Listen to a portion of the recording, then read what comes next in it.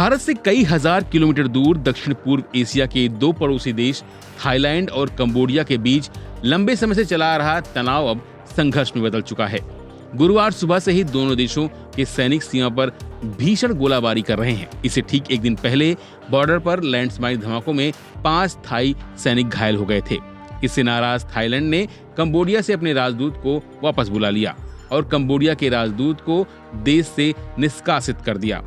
फिर अगले ही सुबह दोनों देशों की तरफ से एक दूसरे पर गोलाबारी शुरू हो गई।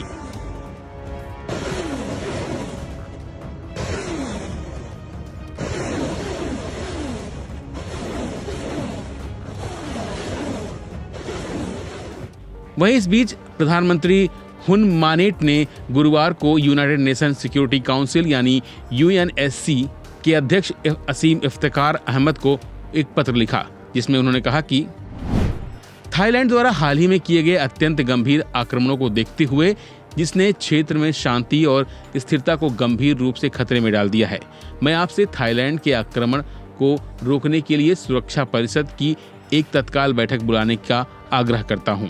फिलहाल अध्यक्ष होने के नाते पाकिस्तान के पास ही यूएनएससी की बैठक बुलाने की शक्ति है। दूसरी तरफ थाईलैंड ने कंबोडिया से पीछे हटने को कहा है, अन्यथा तनाव बढ़ने की धमकी दी है। थाईलैंड के विदेश मंत्रालय ने कंबोडिया से उन कार्रवाई को रोकने का आग्रह किया है जो उनके मुताबिक अंतर्राष्ट्रीय कानून का गंभीर उल्लंघन है।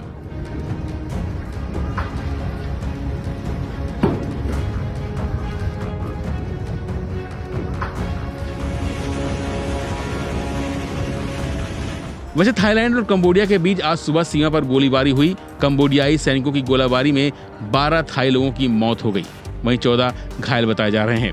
थाईलैंड ने जवाब में कंबोडिया के सैन्य ठिकानों पर हवाई हमले शुरू कर दिए।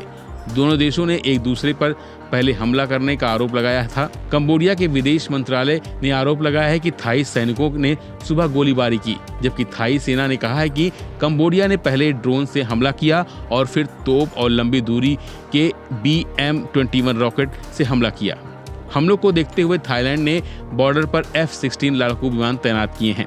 इस साल 28 मई को बॉर्डर पर दोनों देशों की सेनाओं के बीच भिड़ंत हुई थी, जिसमें एक कंबोडियाई सैनिक की मौत हो गई थी।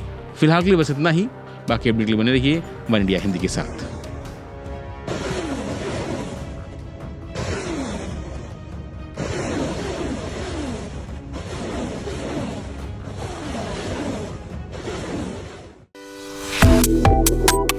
Subscribe to One India and never miss an update.